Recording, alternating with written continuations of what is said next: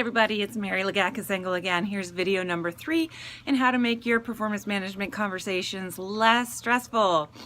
This video is about you as the manager having a conversation with your employee. There's 2 things I want to cover in here. Number 1, what is the style you use and therefore what are the questions you ask?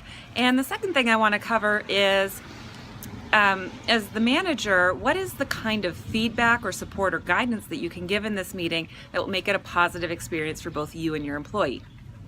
Now, first things first, what is the style that you would use as a manager? And the primary style you want to use in this kind of conversation is a developer style. A developer puts the other person first.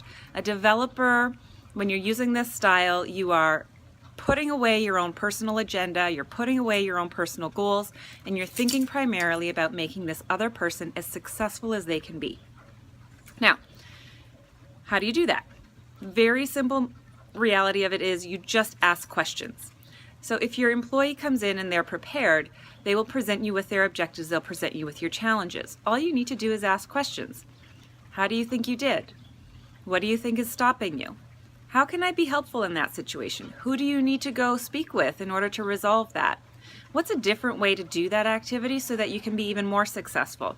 This is all you have to do in this conversation. In fact, when you're having a progress check-in with somebody on your team, if you do no preparation at all and let them do all of the preparation together, you've already reduced stress for yourself by not having to focus your time, energy, and effort on preparing reviews and results around their objectives.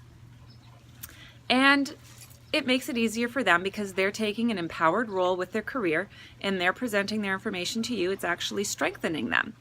So you as the manager are going to come in, you're going to ask great questions, you're going to be supportive of the preparation that they have done. Now, second thing you want to do as the manager is how you give feedback and direction in this meeting. Now, I'm a big fan of what's called feed forward, which is I don't reflect too much on the past, but rather talk about what this person can do differently or more of going forward. So you as the manager can prepare and present a couple of different types of comments. The number 1 comment is what can they do more of? So specifically behaviorally, what can they do more of? And from an activity standpoint, what can they do more of to elevate themselves in the eyes of leadership and to elevate their strength? The second thing is what can they do less of? What should they stop doing so that they can be more productive?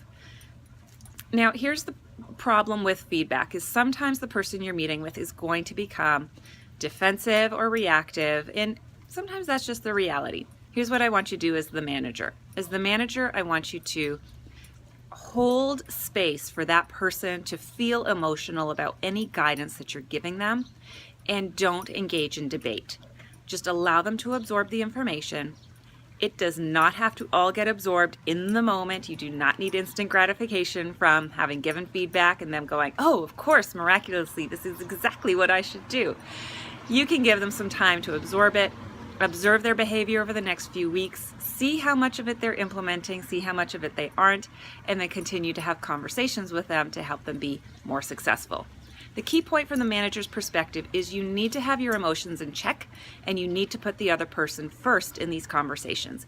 This is all about helping that other person be highly empowered, successful, positive, and give them as much praise as you can in this meeting. This is exactly how I run my meetings with my team members. It's bring me your information. I'll ask you questions to see how we can resolve any obstacles you're having, and then I will let you know how proud I am of you that you're doing some great work here.